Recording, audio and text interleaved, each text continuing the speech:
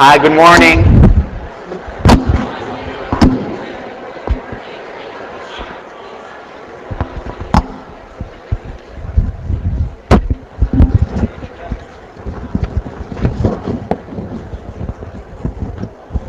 Good morning.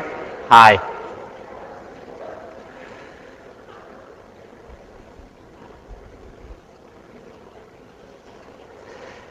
So just a couple of announcements and then responding to questions and then the lecture. You know the routine.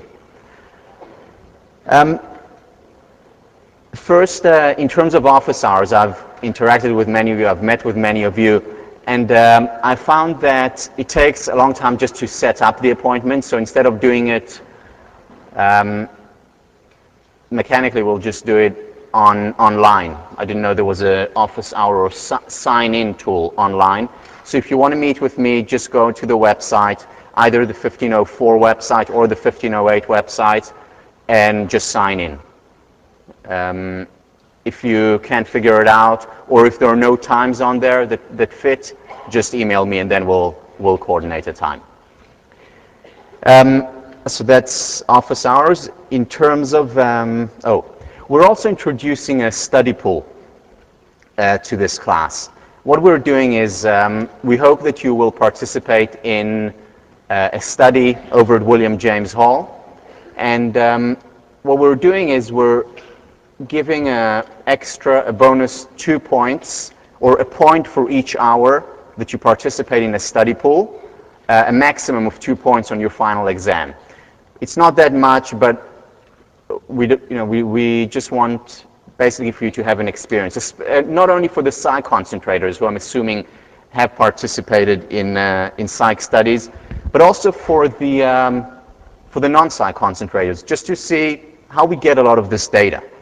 It's an interesting experience, and I highly recommend it. As an undergrad here, I participated in many of these studies and did learn a lot. It's one of the reasons why I decided to continue here. So we'll put all the information online, and you'll get an email about it, but I just wanted to mention it. To your questions, again, so many great questions. I responded to most of you individually, but whenever there was a question that was repeated, I decided to address the class. So here is a question by, and again, I'm mentioning names only when I get permission. Eric Lang talks about the fact that many of us here at Harvard have exited our comfort zone. We came here, we're out of our comfort zone, and shouldn't that actually make us happier, higher self-esteem? Because I often talk about exiting our comfort zone as a way of increasing our happiness levels, as a way of increasing our self-esteem. And there are a few answers to this.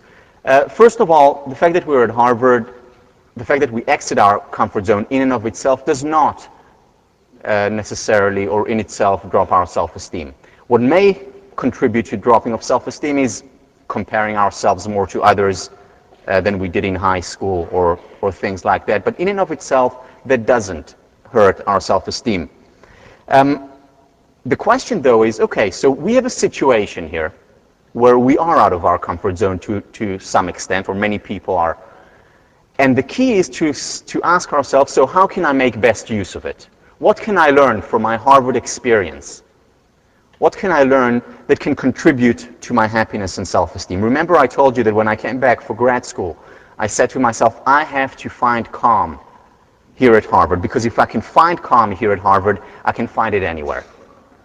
Right? Strengthen the internal. So make use of this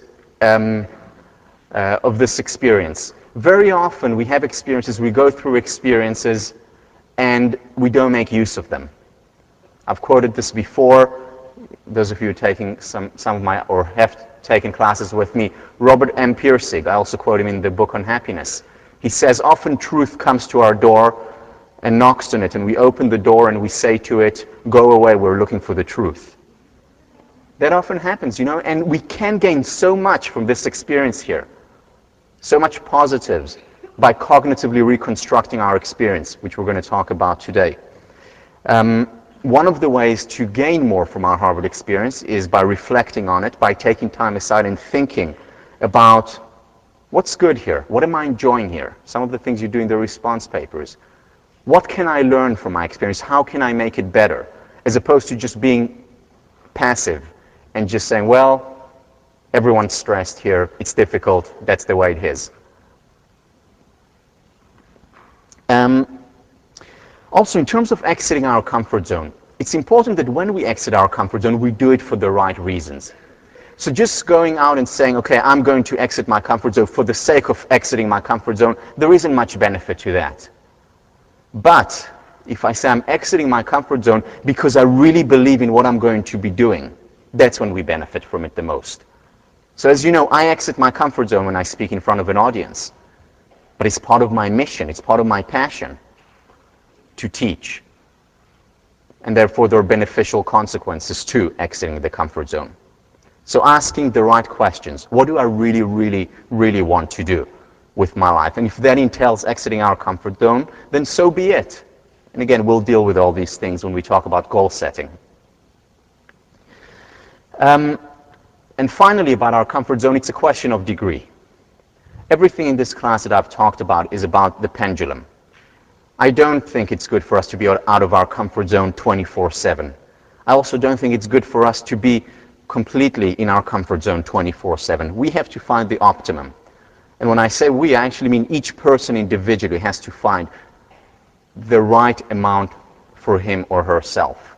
You know, there are people who can handle being in rough situations out of their comfort zone for a long time. These people often would go and become, join the military or become mountain climbers, where they're constantly challenging themselves. And they feel great doing it. They like living on the edge. And there are some people who don't enjoy it as much, who are less of risk takers. And that's perfectly fine. Identify what the right amount is for you. And we're going to talk about that again when we talk about goal setting, about identifying the optimum level of discomfort. A couple of questions by Vasco. He says, and I quote, "You mentioned that people can cultivate self-esteem. Is it possible to cultivate faith?" That's a good question. And he says, for a person raised in an atheist household, how does she or he cultivate faith in a higher being, especially in today's scientific world? Now, this is a question that was raised and addressed by Nietzsche. And what Nietzsche said, Nietzsche's famous saying, God is dead. Do you know the T-shirt that says, Nietzsche is dead, God? Anyway.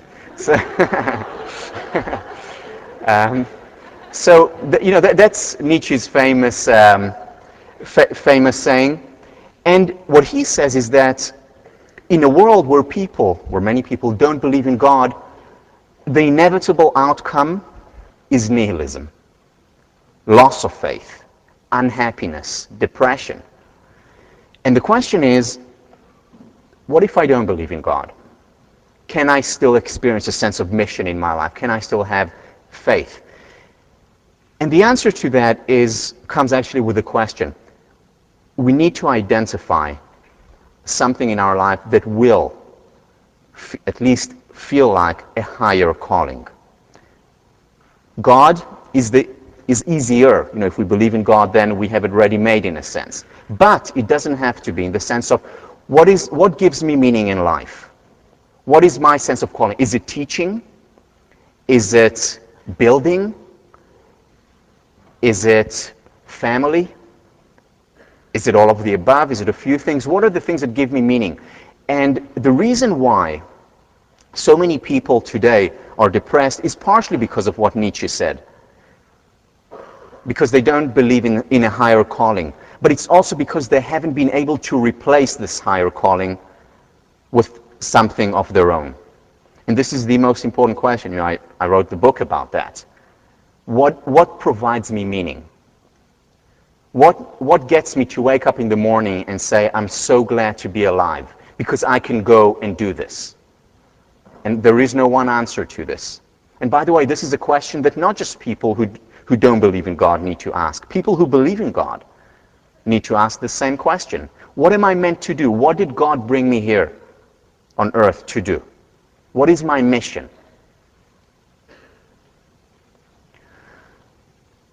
Many people say that, or distinguish between idealism and realism, between being idealistic and being practical, as if these two are two opposites. Well, being idealistic is the most practical thing that I can think of. Because practically, in reality, we need to be idealistic in order to be happy. We need to find something that will sustain us, something to give us a sense of mission. Or else we compromise on our potential in the ultimate currency in terms of our happiness. And it's hard work finding that something that provides us meaning. But there is no more important question. And we need to ask ourselves until we find it. And again, one thing you're going to do in this class, you're going to be asking this question. Another question from Vasco. Besides surrounding ourselves with positive images, quotes, and flags, what other ways are there to prime ourselves? And I'm glad you asked that, because I thought of something that I will introduce to in my lectures next time. Something that is very significant that I think we need to introduce to our lives are things like books, songs, and movies that make us feel good. You know, there is too much cynicism in the world today. Not enough mush. We need more music that makes us feel good. We need more films that portray the heroic. And I'll talk a lot about the role of art today and what art can do, maybe next time, and what art can do in helping to recreate the schema from a negative schema to a more positive schema. So in addition to surrounding ourselves with the quotes, with the pictures, with whatever it is, also find time to read books or poems. Now, some of you have sent me beautiful poems about happiness. You know, read them. Read great books. Read your author. Take time aside to do this, to recreate that negative schema. Now, I'm going to say this again today, but I want to say it again now. I'm not talking about taking away all the negative literature from our life, taking away all the bad things that we read about. It is important to expose ourselves to this as well. All I'm saying is shift the pendulum, because right now the pendulum is on the cynicism side, way high. Another interesting question by Corinne Johnson. She asked, what about visualizing the worst? Should we only visualize the best? And I'm so glad she asked this, because there is actually, and I'm assuming this is where she got it from, there is actually a lot of literature that shows that there is some benefit to visualizing worst-case scenarios. Now, this sounds counterintuitive, but here is why it very often works. What we do when we visualize the worst, so let's say, I gave you the example of me visualizing myself sitting here in front of you, speaking to you, comfortable, confident, calm. So I have this image of success, and I do it consistently and create a new schema in my mind. But there is also benefit for me to visualize the worst. So what would the worst be? I don't know. The photographer, great. Or something else that happens to me regularly, telling a joke and no one laughs. Thank you. 2 people laugh. So it's helpful. Why is it helpful to visualize the worst at times? Because what I'm doing is I'm saying, it's okay. It's okay if you tell a joke and no one laughs. It's okay if the photographer comes and has absolutely no respect for you. It's okay. You'll survive it. Maybe. So it's giving myself the permission to be human. The other reason why it works is because it allows these emotions, specifically the anxiety, the fear, to flow through me. And then the natural healer kicks in. You see, there is a natural healer. If I get a sore in my hand, that sore will heal automatically without me doing anything about it. We have a natural healer for the physical body as well as for the emotional body. And I'm going to get to this in a minute, but this is what crying does. Crying is part of our natural healing process. So if I imagine myself anxious and nervous and things happening, certain cognitive, visceral, emotional processes are going on and telling me, it's okay, we'll take care of it, we'll heal the pain. That's another reason. There's another technique which I use often, especially with public speaking. I used to do it when I played squash as well and would go on and play in important matches. It's called paradoxical intentions. It's a technique developed by Viktor Frankl. Anyone read Man's Search for Meaning? Wonderful, highly recommended. I talk about it in the book on happiness. Phenomenal book. Anyway, so he talks about paradoxical intentions, and what he says is that very often in order to deal with difficulties or with high levels of anxiety, we need to get ourselves to experience even more of the anxiety. So for example, I give a talk. I'm very nervous. One tape that I can play in my mind is say to myself, okay, I'm really going to be nervous. I'm going to be so nervous now like I've never been before. Even more nervous than I was when I gave my first lecture up there. Really, really, really, really nervous. And I keep on saying that to myself. And what he has found, he's a psychotherapist, is that this actually, over time, reduces anxiety. Why? A, because it's silly. So we're thinking about how silly it is rather than about how nervous I am. The second thing that it's doing, it's also giving myself the permission to experience anxiety. So one of the readings for this week, I think it was for this week, was Professor Daniel Wagner from our department, ironic processing. And his experiment is, let's actually do one of his experiments.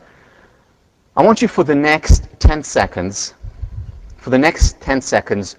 not to think of a pink elephant. Okay? Do not think of a pink elephant. Don't think of it. You know the Dumbo with the big ears? You know which one I'm talking about. I don't want you to think about it. All right? Only for 5 more seconds, and then you're done. So obviously, what happens? Do not think of a pink elephant. You think of a pink elephant. I go in front of an audience and I say to myself, Tal, don't get anxious. Don't get anxious. Yeah, don't get anxious. I get anxious. Right? Because our mind is only able to hold one thing at a time. However, if I say to myself, okay, be anxious, I allow it to flow through me. I don't fight it. This is also the idea behind Buddhist philosophy of meditation. Don't fight a thought. Just observe it like a cloud passing. This is the metaphor that's often used in that literature. Just observe a thought. Just observe, oh, I'm anxious. How interesting. Now I'm calm. Oh, I'm anxious again. Even more interesting. Now I'm calm. Oh, a photographer. How interesting. Now I'm anxious. Okay. So allowing it to flow through us. Experiencing the experience. Paradoxically, it actually makes us feel better. Oh, and one more thing, why there is benefit to imagining the negative. I forgot it, let me look again. Oh, yes. Because, as I said last time, sometimes the pain associated with the fear of failure is much greater than the pain associated with the failure itself. We're so afraid of failing in our culture, and I'll talk about it much more in our lecture on perfectionism, because that's what defines in many ways perfectionism, this fear of failure. We're so afraid of failing that we think, what will happen if I do stumble? What will happen if I make a mistake? And when it actually happens, it hurts, but nowhere near as bad as we imagined it to be. So by actually going through the failure, the worst, we say, oh, been there, done that, not so bad. I can survive that. Now, this doesn't mean we need to imagine the negative constantly, nor does it mean we need to imagine the positive constantly.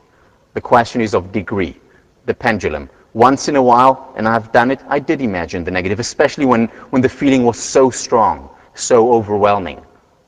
And I used the paradoxical intentions. Other times, most of the time, I imagine the positive. Again, seeing myself doing whatever it is that I want to be doing effectively and well. Okay, this is just a couple of questions from an anonymous student.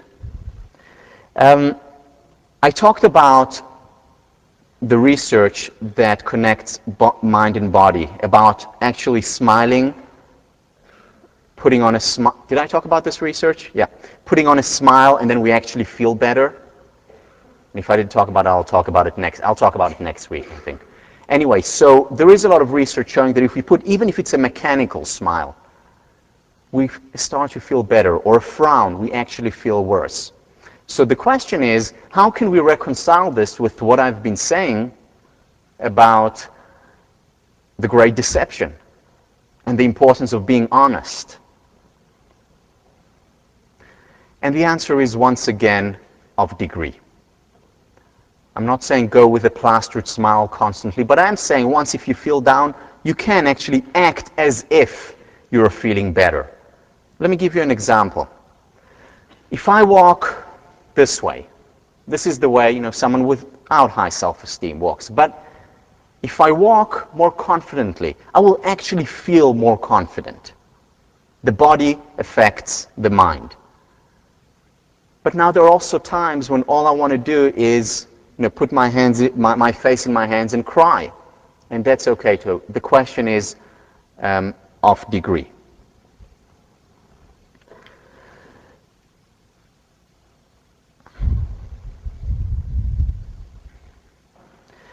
There's a research in psychology, again from the same person, research in psychology that shows that catharsis doesn't always work. For example, if we get angry and we show anger, it doesn't help us feel calmer. It actually accentuates, it makes the anger worse. So catharsis, when it comes to anger, doesn't work. So the question is, what about crying? Does crying actually make us feel worse? And the answer is no, it doesn't affect crying. Crying actually triggers the natural healer. Now, that doesn't mean we should walk around crying constantly. Putting on a smile, even if we don't feel like it at times, is beneficial. But crying, having a good cry once in a while certainly helps, and we'll talk about it later today. And the last question, remember the model that I put up about thought influencing emotion? Well, there's research in psychology that shows that emotion also influences thought. So, for example, I see a snake. Sometimes I don't even have time to evaluate it. What I immediately experience automatically is fear. And then I'm thinking, I need to get away. So emotion also influences thought. The thing about cognitive therapy or cognitive behavioral therapy is that it focuses on this arrow, on thought influencing emotion. It doesn't mean that emotion doesn't influence thought as well, but it's a reciprocal relationship, it's a loop. And the question is, where do you enter this loop? So for some, medication, for instance, would enter the loop in the other direction. It would influence our emotion, our physiology, and that will influence our thinking. Cognitive therapy says, well, we'll enter the loop in a different way. We'll enter it with our thought influencing emotion. One is not better than the other. They're both important. It's a question of choice. Where do you enter it? For some people, it's more effective to influence the emotion directly. By the way, another thing that influences emotion directly is working out. Working out releases certain chemicals, endorphins and others, that actually make us feel better and have through the emotion, more positive thoughts. So intervention can come in either direction, and we'll talk a lot about exercise after spring break, when it's nice and warm outside and you can go for a run. Okay, so before I continue to talk, I'd like Jeff Perotti, whom you know, to introduce a model which I think is brilliant, which will clarify a lot of the things that I talked about last time and a lot of the things that we will talk about at the end of this lecture about optimism and pessimism. Great.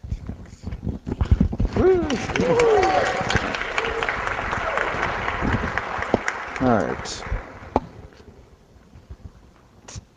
Well, Tal, thanks. A brilliant model. This reminds me of last week. Some of you know you have Deb Levy's as a section leader, and she shared that her father passed away. And at the funeral, her younger brother shared that he had, in the last days of her father's life, had asked him, you know, I'm going to speak at your memorial service. What do you want me to say? And he said, be a star. And so David's first line was, oh, what a setup. What a setup to have to say that. And I was thinking yesterday that when I was talking to Tal downstairs and I showed him this little model on a little piece of paper, and Tal said, oh, that's good. Why don't you present it in lecture tomorrow? And I said, Tal, there's a difference between saying this to you and saying this to hundreds of people, but Tal's like, oh, it'll be good for them to see someone else.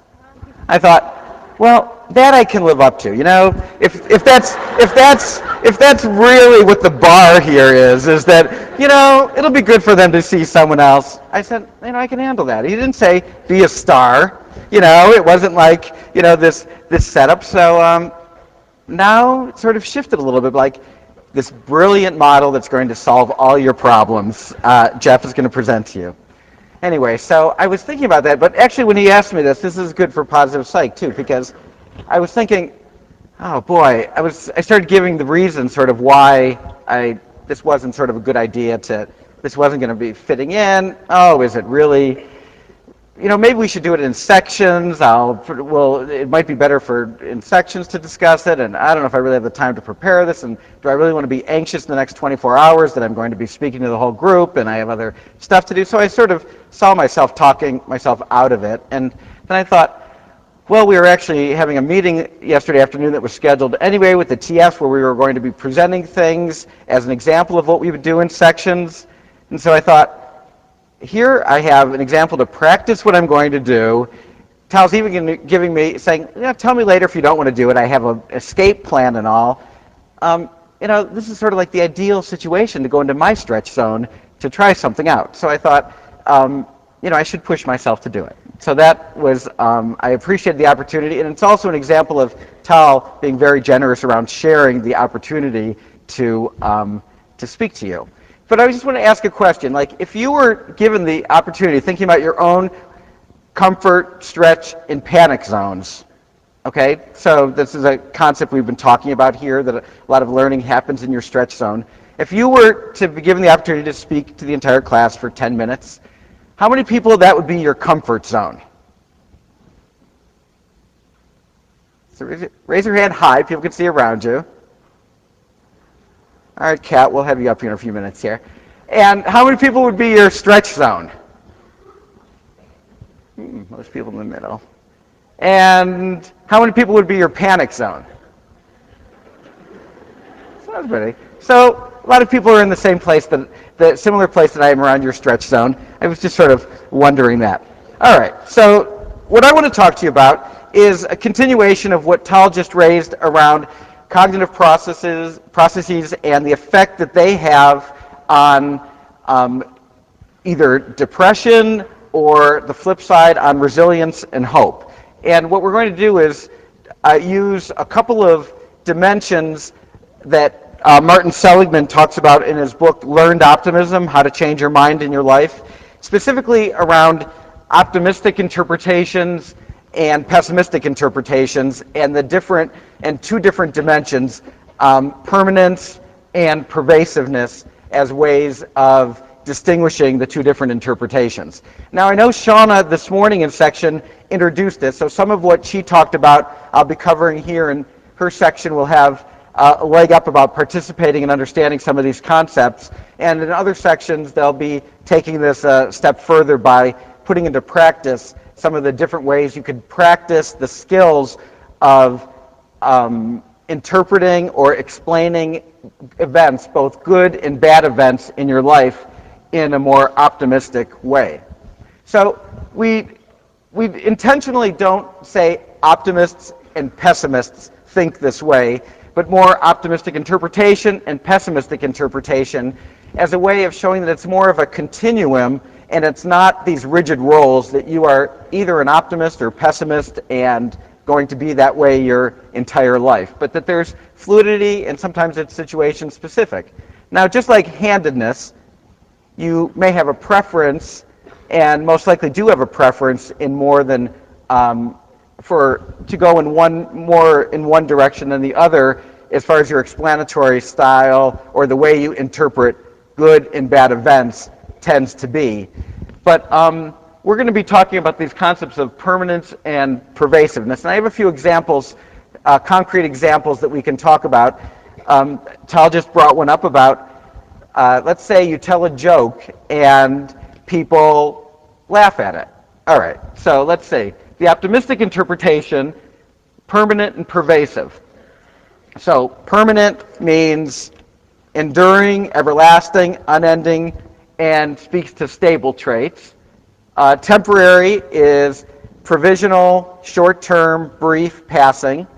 These are what the thesaurus on Microsoft Word defines the synonyms as. I'm sure you've all used that tool. Oh, I've used this word too much. What other ones can I use? Permanent, enduring, everlasting, unending, and stable.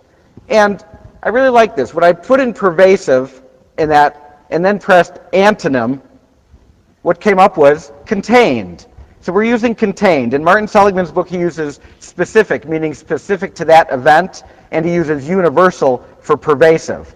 But since the concepts are permanence and pervasiveness, I wanted to stick with permanent and pervasive and then use their exact opposites. So contained meaning restricted, controlled, limited, enclosed, specific. So if we take this example, if you tell a joke and somebody laughs, okay, the optimistic interpretation would be, the permanent aspect is, that's right, I'm a funny person. It speaks to traits. You know, of course they laughed. I'm funny. People usually laugh. People always will. And it's just one of my many good traits. That's the pervasiveness. Okay? Now, in a pessimistic interpretation, if they tell a joke and someone laughs, it's like, well, that was a good joke. Well, they were just being nice to me in this situation, and I'm lucky I got away with that one, and it may never happen again. Okay, so you see the permanence dimension speaks to time, how lasting this effect will be for how long, and how stable the aspects of the event are.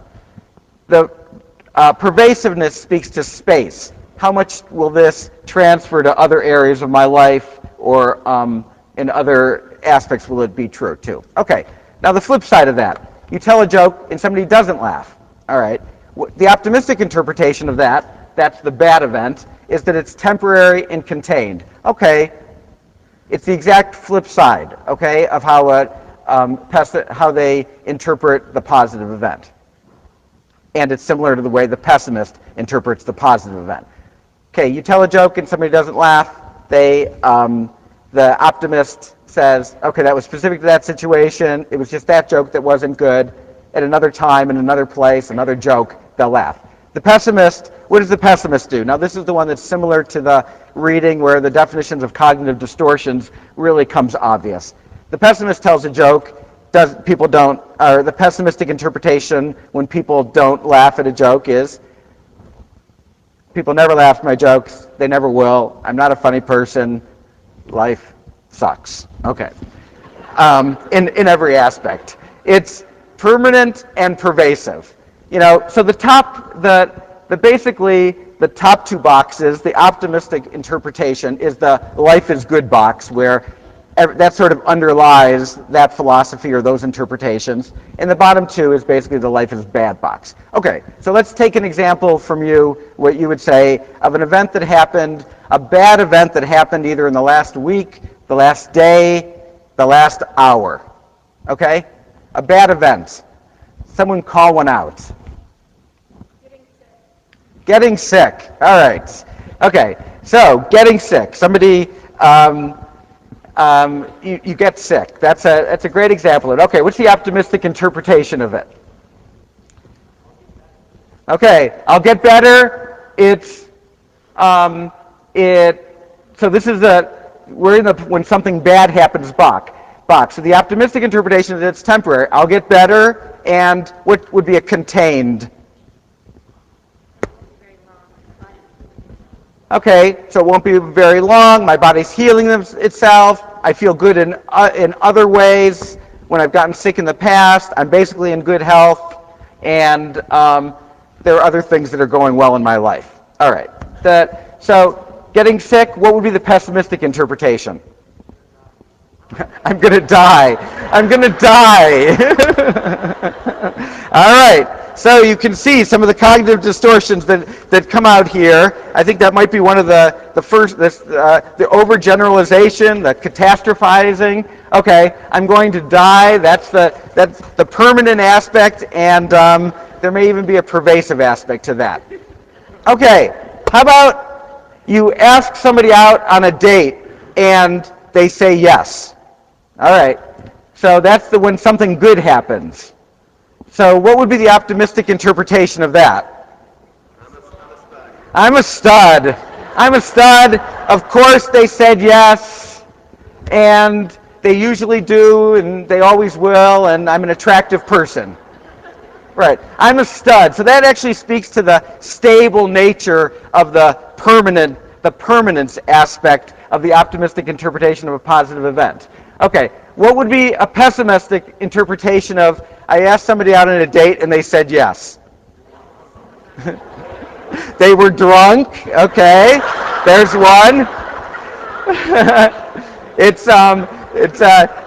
It's contained. It was specific to that situation. Any other things of pessimistic interpretation of that somebody said yes? She lost a bet. She felt sorry for me. She's being nice. She's just, what? She goes to Harvard. This is specific.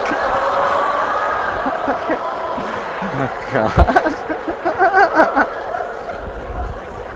There she is. Okay, so you sort of get it. Okay, all right, so, right. So it's sort of like, okay, so that's it. So then, I know I was in the TF meeting yesterday, when we were brainstorming positive events, one of the TFs threw out a great date. So same thing, a great date. It's like, oh, of course, I usually have great dates, and when I asked my partner, I said, what would be the pessimistic interpretation of a great date? He said, it's always good at the beginning. So I can always rely on Steve to sort of help me to kind of see, that these are temporary, transient, it doesn't last forever. Okay, I just want to say one or two things else about this, because I think that this is the sort of thing that basically the notion behind this is that these are skills.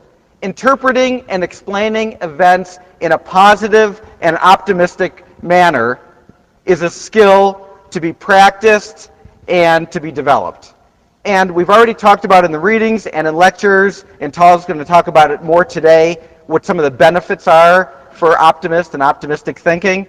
So in the very first article, I think, for the course by Seligman, he talks about optimism being one of the strengths that to build in the process of psychotherapy, that research has shown the value of that. So this is a model that you can use in thinking about and catching yourself in the moment and seeing how you're actually responding to and interpreting and explaining the causes of events. because it has implications not only about the causes, but the effects of the events. Because how you think of the causes are also going to affect how what the results and consequences of them are going to be. Permanence, actually, why that is so important, we've been talking so much about resilience, permanence speaks to how long something's going to affect you. Okay, and so, because disappointments, failures, and letdowns make everyone feel at least momentarily helpless. But resilience is about bouncing back. And your explanatory style on that dimension, permanence, affects how long you will stay helpless and give up for and feel defeated for how long. And the pervasiveness factor will determine how much it will seep into other areas of your life or how much it can be contained to a specific area. So one of the premises of this course is that change is possible. And one of the ways change happens is that change happens in the moment. At any moment, you can decide to do something different. This is a clear, specific example about how you can be aware of how you're interpreting or explaining both positive and negative events in the moment and choose to interpret or explain them in a different way. I want to say one final statement about distinguishing blind optimism from flexible optimism, because Tal calls me at 10 o'clock last night and says, well, I was concerned. I was just thinking about this, and how you are going to talk about being realistic, though, right? Because I've been talking about realistic optimism and not just He said, were you going to talk about that? And I said, I really wasn't. It's sort of being realistic. It's kind of not my strength here around this. I'm sort of off the chart on this one end, and I said, I'll think about it, and I'll think about what I could say about it. And I was thinking, because I think that there are people who are extremes in different dimensions, and one of the things that's very interesting that Seligman talks about in here is he talks about jobs that are suited for people who are at different levels naturally on this spectrum. And he talks about people who are sort of have extreme tendency for optimistic interpretations being good in jobs that require persistence, initiative, that frequent rejection, defeat. So jobs like sales, where people have to bounce back, but they're getting a lot of rejections, or acting, or presentations, or other creative jobs where there's a lot of rejection. Optimistic interpretations serve them very well. And people with more of a pessimistic interpretation are very well suited to jobs that require a pronounced sense of reality, where a mild pessimism can be a virtue. And one of the examples he gives is in design and safety engineering. So, those people that are actually looking for the possible ways to prevent the plane from crashing, looking for the potential problems, and not the people who are just like, oh, everything's going to work out because it always does. Who do you want working on that? It was interesting, last year for their project, 2 students did a project for this class where they went and studied optimistic and pessimistic interpretation styles at the casino in Foxwoods, and they found that this was one area where pessimists did better. At the end of the day, they found pessimists had more money, because optimists kept on thinking, well, I'm going to win, I always do, and I'm going to win. Well, they didn't at that point. So it's good to know that there are some limits to where the values are in different settings. Yes? Yeah, it was interesting because they actually wrote something about law here, and they actually had lawyers listed under the place where pessimists actually do well, and then they had in parentheses after law, but not litigation. So in certain aspects of law, you're better suited as an optimist if you're litigating cases. So the last paragraph I want to leave you with around this difference here that gets to this difference between blind optimism and flexible optimism is he says, so optimism's benefits are not unbounded. Pessimism has a role to play both in society at large and in our own lives. We must have the courage to endure pessimism when its perspective is valuable. What we want is not blind optimism, but flexible optimism. Optimism with its eyes open. We must be able to use pessimism's keen sense of reality when we need it, but without having to dwell in its dark shadows. The benefits of this kind of optimism are, I believe, without limit. Thank you. Thanks. Thanks. Good.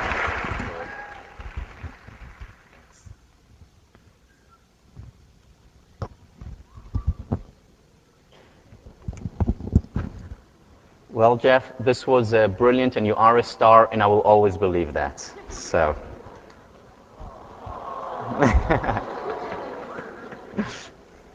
I told you, not enough mush in this world. Okay. So, very simple model that Seligman is presenting and that Jeff presented with enormous implications for how happy we are, how fast we recover from a difficult experience, our resilience, our levels of happiness, and that is associated with a lot of good stuff, many of them which I will talk about today.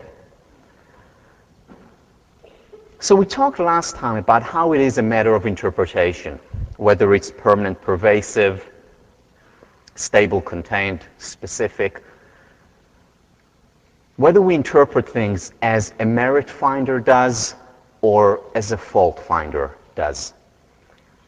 I want to share with you parts or some of my experiences. You get to share a lot in your response papers. Let me share some with you. Things that actually happened to me. First, as the fault finder would see them. I have a mild case of ADD. This means I can't focus for a long time on one thing. My mind often wanders. I can't sit down and get a lot of reading done in one sitting. It's a real problem for me.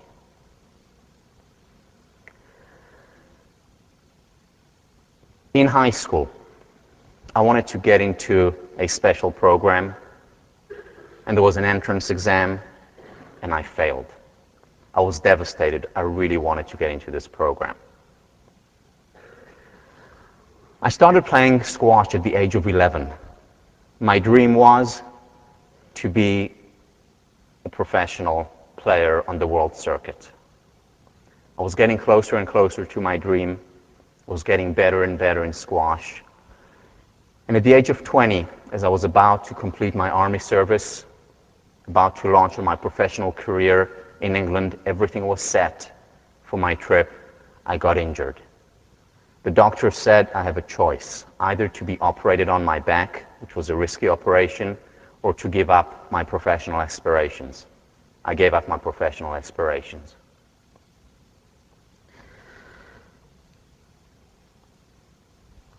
After graduating from Harvard, I went to the University of Cambridge, England. I started a PhD program in education. After 8 months into the program, I was kicked out. I was the only person in the program in my year to be kicked out, and one of the few in the past decades to be kicked out of a program. I was devastated, felt humiliated. My self-esteem suffered greatly.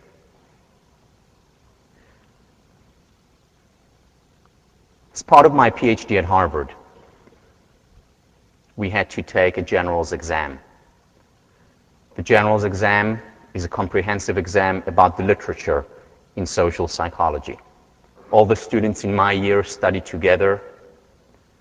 I was the only one who failed the exam. Once again, I was devastated. No one had failed the exam for the past 5 years. I had to retake it the following year. Not only did I have to pass, but I had to pass with flying colors, or else they were going to kick me out of this program as well. I studied extremely hard for it, and while my fellow students in the program were calm, enjoyed themselves, were already working on their dissertation, I had to go over the same material again by myself.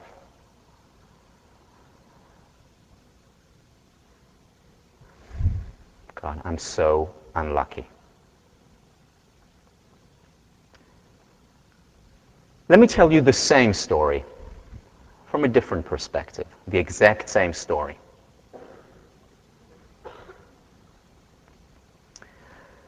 I have a mild case of ADD. You know what this means? That the only things that keep my attention are things that I'm really, really interested in. Otherwise, I just lose it. I think about other things. And it's great because it's like I have an internal mechanism that forces me to focus on things that make me happy. Otherwise, I get bored. I can't help it.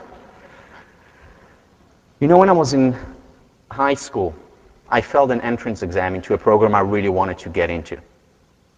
It turned out for the best, though, because had I gotten into this program, it would have taken up all of my time. Instead, I could focus much more on my squash, and 3 years later, I won the Israeli National Championships, which I wouldn't have had I gotten into that program.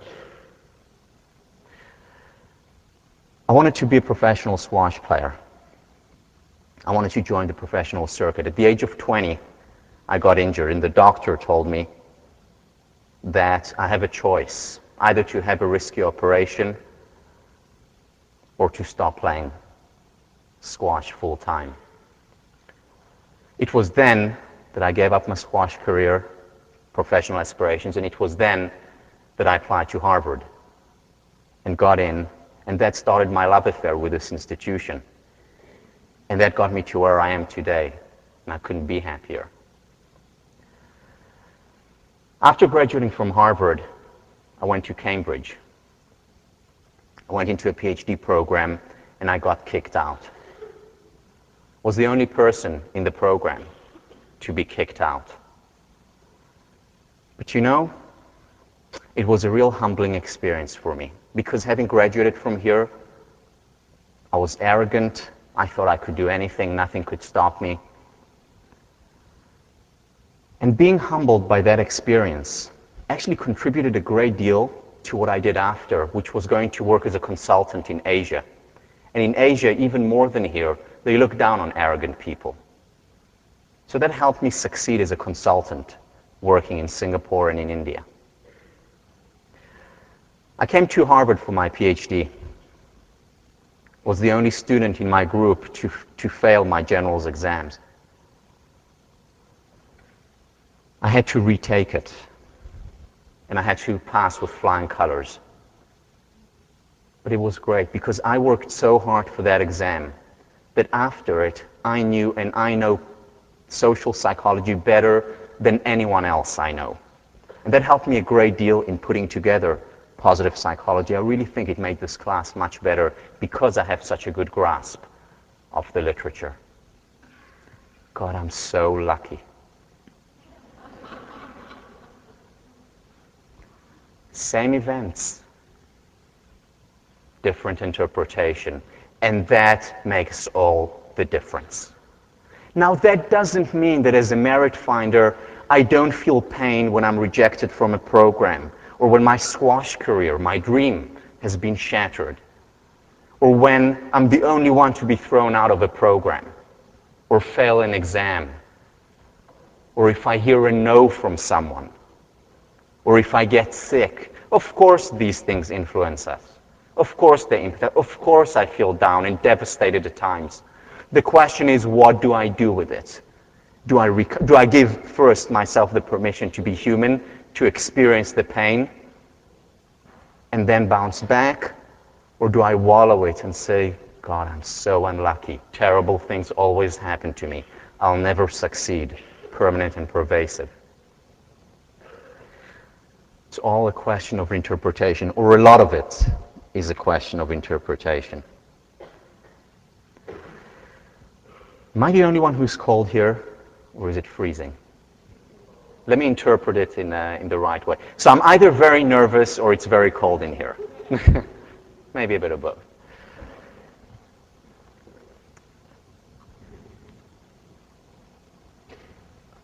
Why is it good, though, to be a merit finder? Beyond the fact that it's more fun, looking at the bright side of life, experiencing more optimism, what are some of the merits? And we talked about them. Jeff mentioned a few, the benefits of being an optimist. Let me mention just a few more.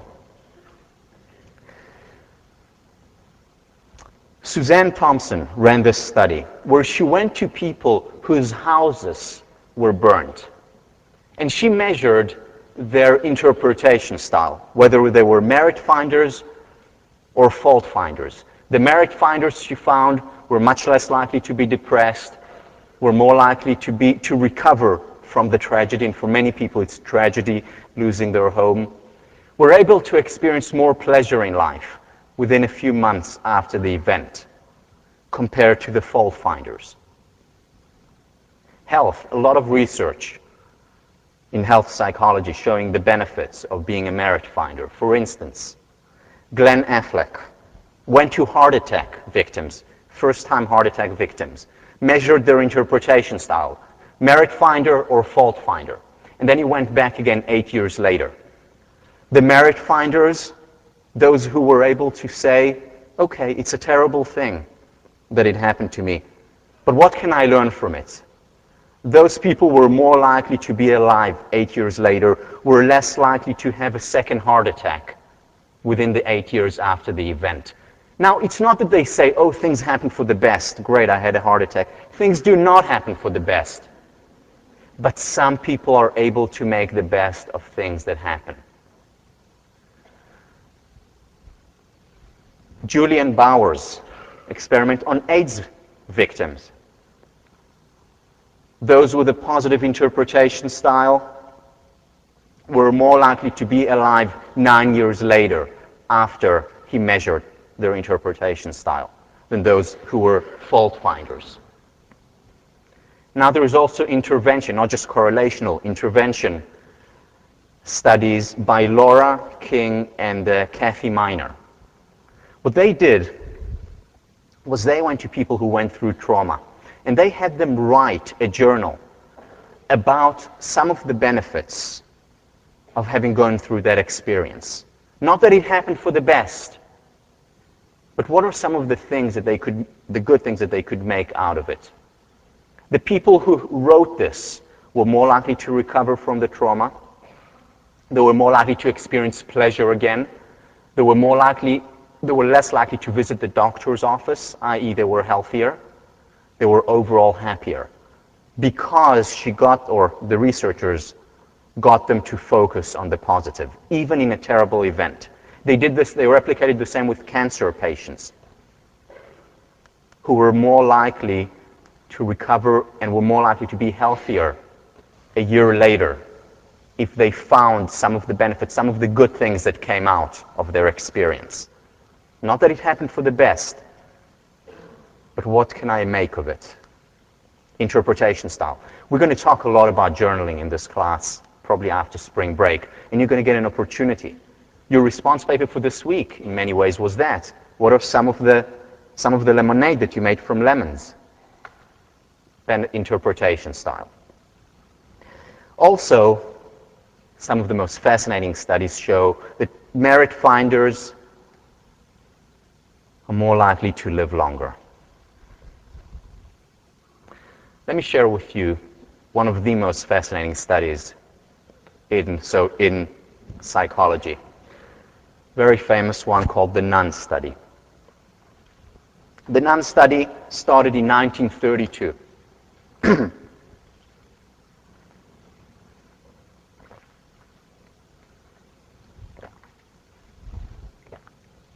178 nuns were interviewed just as they were coming out of their training, as they were about to begin their mission. Similar age to most of you, just about to embark on their career. And what they wanted to see was what influences longevity in these nuns. 178 nuns, 1932. They interviewed them, they had them write down, or they wrote down, they transcribed the interviews, and they wanted to see what predicts longevity. They thought initially the place where they lived, maybe it had something to do with pollution or sunshine, zero correlation with longevity, didn't make a difference. Maybe intelligence, they measured their intelligence level, didn't make a difference. Maybe how devout they were. When they expressed what they were going to do, they didn't find a correlation to longevity. I mean, they were all devout, obviously. You wouldn't be a nun if you weren't. But they try to look at the extreme versus the extreme. No difference in longevity. One thing and one thing alone predicted longevity. How positive they were. Let me give you two examples. Two examples of these interviewers, or the interviews. Here is Celia O'Payne, a positive nun. God started my life of well by bestowing upon me grace of inestimable value. The past year which I spent as a candidate studying at Notre Dame has been a very happy one. Now I look forward with eager joy to receiving the holy habit of Our Lady and to a life of union with love divine. Beautiful, very positive, happy, certainly a merit finder. Here is Marguerite Donnelly. I was born on September 26, 1909, the eldest of 7 children, 5 girls and 2 boys. My candidate year was spent in the mother house, teaching chemistry and second-year Latin at Notre Dame Institute. With God's grace, I intend to do my best for our order, for the spread of religion, and for my personal sanctification. Not negative, but it doesn't have the same bounce, the same positiveness that Celia O'Payne has. Now here are the results of this study.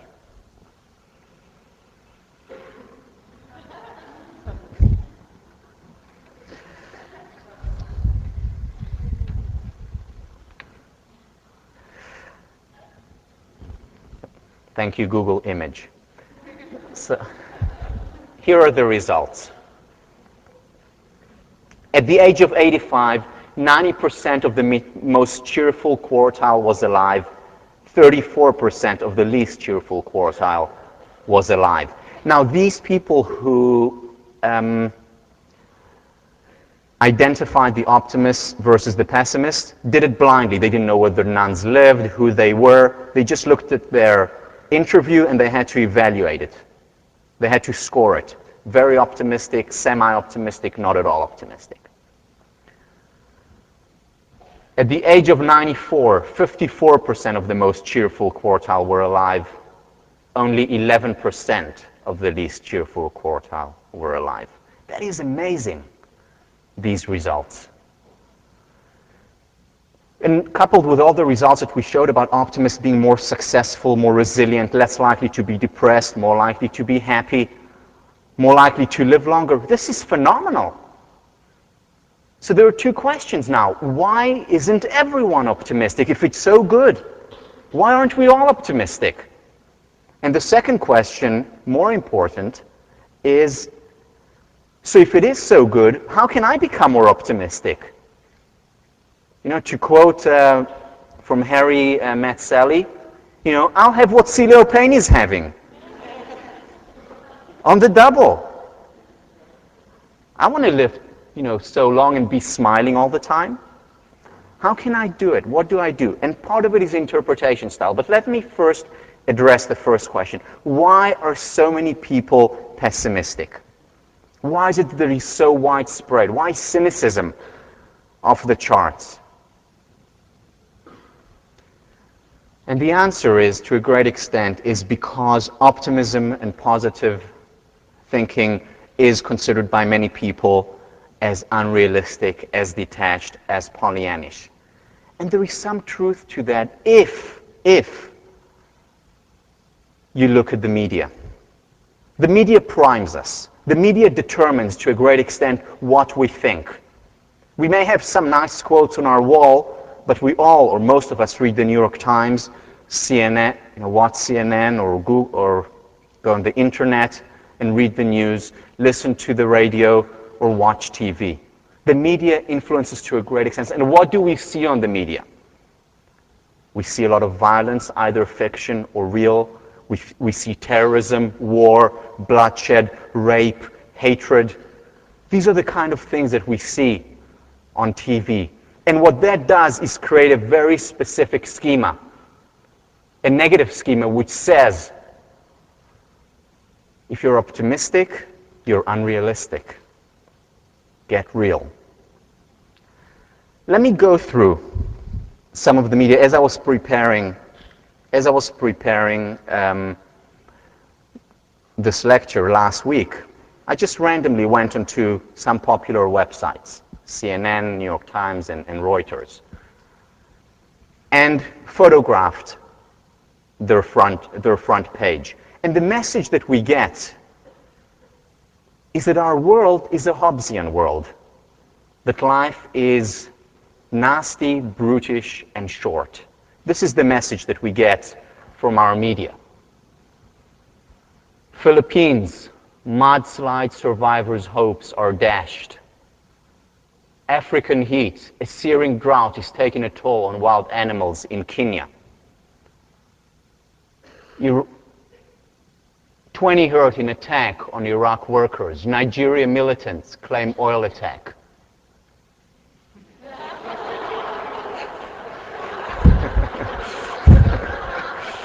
All right. Not all negative, but a lot of negative. This is Reuters. Terrorism. Another Alabama church damaged by fire. Scientists fear leaping carp to invade U.S. Great Lakes. Not great news, you know. So,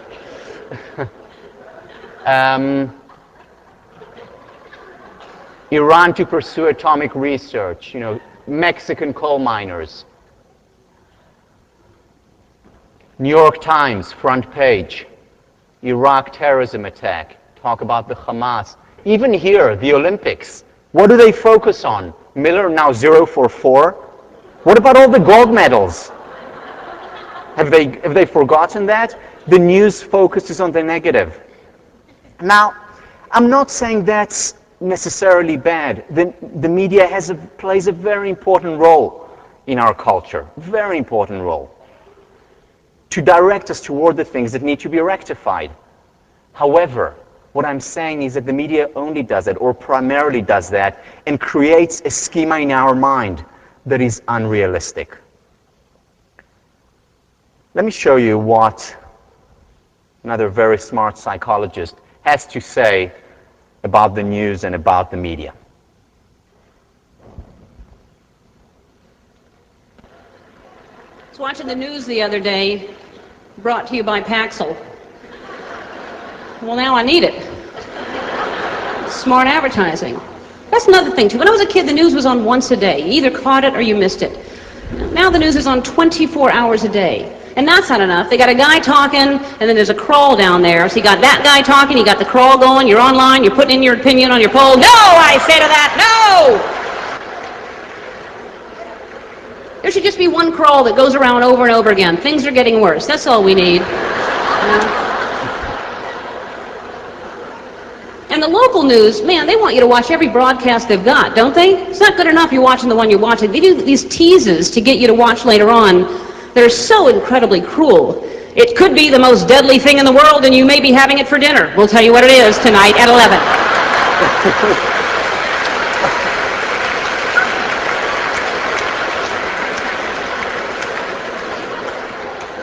Is it peas?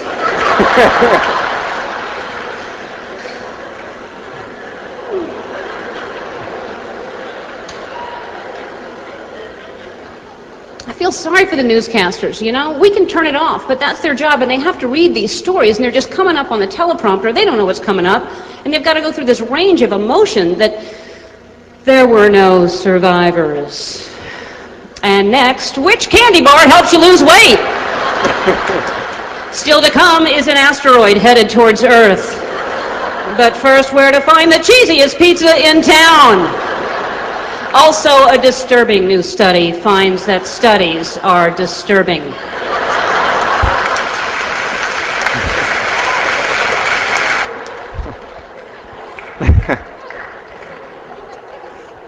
Okay, if you haven't seen her stand-up routine, you have to see it, but see it after the semester is over, because I'm going to use her a few times. She's absolutely brilliant.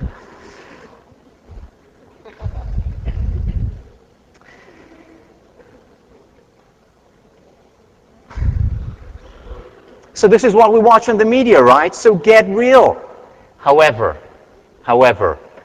there is media bias. And I'm not now talking about media bias, Fox or Wall Street Journal on the right, or New York Times and CNN on the left. I'm not talking about this media bias. I'm talking about a media bias that all news agencies are guilty of, and that's bias toward the negative.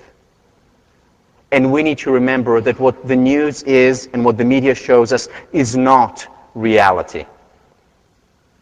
You see, the morning news is a magnifying glass more than a looking glass. It doesn't reflect what reality is about. And what it does, it accentuates the negative while underrepresenting the positive. Why is that so? Because the negative is the exception, the positive is the rule. And people are more interested in the exception. And I'll talk about next time why we're more interested in the exception.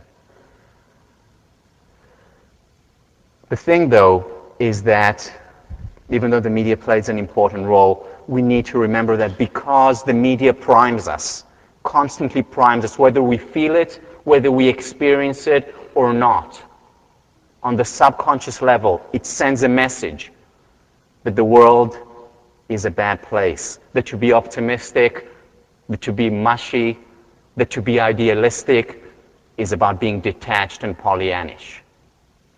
Whereas what I'm going to argue for is that the exact opposite is true. That to be idealistic is realistic. That most of the things in life are great. Yes, there are bad things. I'm not talking about detachment here. We need to deal with these bad things. But we also need to realize what is the rule and what is the exception. You see, because what we get in the news are the frauds. Whether it's what Martha Stewart did, front page news, she went to jail, or what WorldCom did, or what Enron did. That was front news. What we don't get in the news is the millions and billions of honest transactions taking place every single day, every single hour, every single minute, all around us.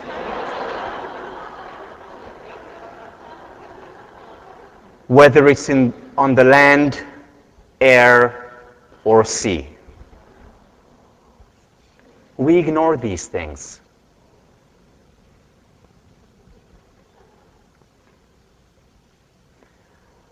You see, and what we do is we extrapolate from a few cases where people hurt others while ignoring the millions and billions good gestures, the millions of people who are doing good day in and day out, all around us and right here. The focus is on the negative while ignoring the majority, which is the positive. What makes news are the terrorist attacks. And again, I'm not saying ignore them.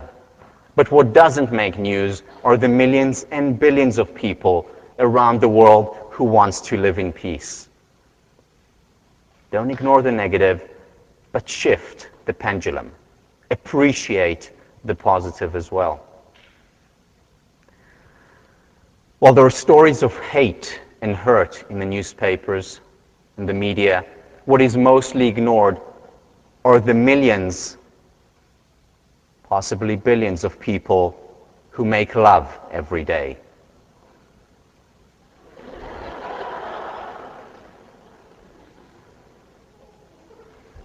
Random picture from Google Image.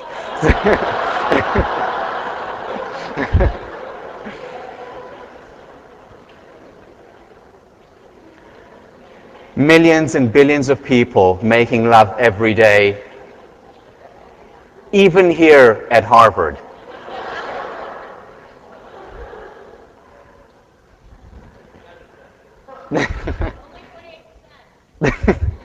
That's, how many is that?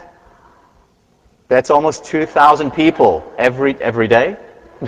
That's a lot. And if you don't believe the statistics in The Independent, here is proof positive that at least some of us do make love here at Harvard?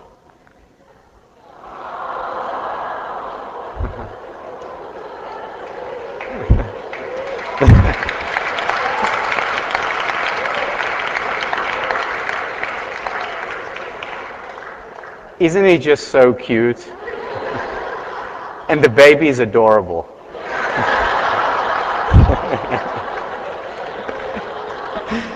Okay, I know. So, who is really detached?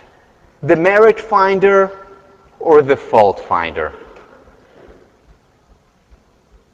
The merit finder who looks at the 90% full part of the glass, or the fault finder who just focuses. Again, not the fault finder's fault. I told you I was naturally a pessimist. Why? Because I'm addicted to the news. And I would read and I would get a schema that would prime me constantly to think that there is much more negative in the world. That's not reality. That's not reality. I'm not saying ignore it, but I'm saying focus on the majority. And the focus creates reality. We talked about it in the first or second lecture. Remember the Heisenberg principle. Why? Because when people read only about frauds, only about great CEOs lying and cheating, this is the model that they have for success. And when they themselves go and they have an ethical dilemma, which they all do, and we all will have ethical dilemmas, we're thinking, well, the only way to succeed is to maybe lie or to bend the rules, as long as I don't get caught, because I know what happens to those people who get caught. This is the schema that people get. Or when they hurt others, they say, well, that's human nature, that's what everyone does. And they have empirical evidence because they read the paper. How many of you here have ever talked about or thought about, whether you wanted to do it today or not, but in the past have thought about going into politics? Hands up, except for me. Who else? Now, how many of you, those who have their hands up and who said it to other people, how many have been told, you shouldn't go into politics, you're too good, you're too honest? I've been told that. Now, that becomes a self-fulfilling prophecy. Because all that we see in the newspapers are the people who make mistakes as politicians. They're immediately front page news. We don't see all the politicians who are there because they want to do good, because they want to help, because they want to make the world a better place. And yet by saying don't go into it because you're too honest, using the schema that they get from the papers, what happens is that less and less people go into it. Now that there is so much good in our world, that there are so many wonderful things happening in this world, that the good is still dominating, is a testimony, if anything, to the power of goodness, to the power of people's desire to do good, generosity, and benevolence. And our goal, and what we'll talk about next time, is to accentuate it even further. See you on Thursday.